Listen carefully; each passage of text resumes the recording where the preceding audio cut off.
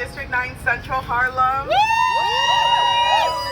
It is great to be here. I know we are holding space today for Miguel Richards, and because 5 years ago during a wellness check, something that should have been handled medically, that should have been handled with a peer, that should have been handled with care, was handled with cops and had horrible, horrific results. I also want to highlight today a case in my district that happened about 11 years ago, the case of Muhammad Ba.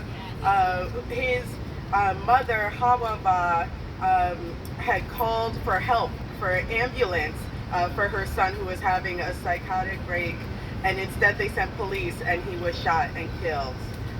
And this is the pain that we're inflicting on our communities.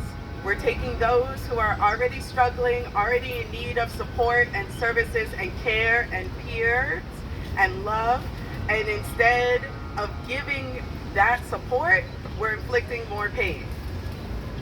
And I can say this as an abolitionist, that I fully believe that an alternative is possible, it's obtainable, it's doable. We can get to a place where instead of having a violent response to those who are in need, we have a care community response. Yes!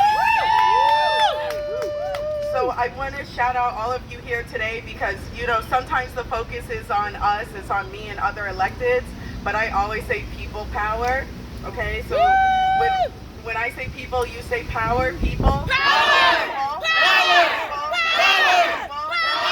Yes, because it is really all of you. It is the voice from the ground, it's the activity on the streets, it's actions like this, it's sharing it on social media, it's getting press, it's bringing up the issue over and over and over again and badgering your elected officials. Like, don't be afraid, badger us, okay?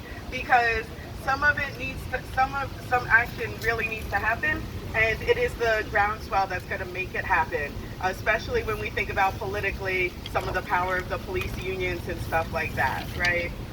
So thank you for all of you being out here today. Oh, I did want to say just a word on the Be Heard program. Be Heard is in our district, so it's operating in District 9, and listen, I fully believe in having an alternative to police. However, Be Heard as it is currently structured is not actually that alternative. It's not it. And I'm not saying it's impossible for it to get there, but I'm saying that it's not right now. That what we're seeing is that in over 80% of the cases where it should be that alternative being provided, that we're actually seeing police response. Shame. Shame. Shame. Shame. Shame. And so what we need to do is look at how do we either improve that program or come up with something new. I am open to either. I think there's real possibilities to make Be Heard actually a program where the community is actually heard and something that is actually an alternative to the police and incarceration. But I do just want to highlight that. It also needs to have way more hours. It needs to have way more coverage. It needs to have way more funding. And we need to make sure we have the peer advocates, the peer specialists, those with lived experience, those who are impacted and credible messengers involved in the program. Woo! So, thank you again.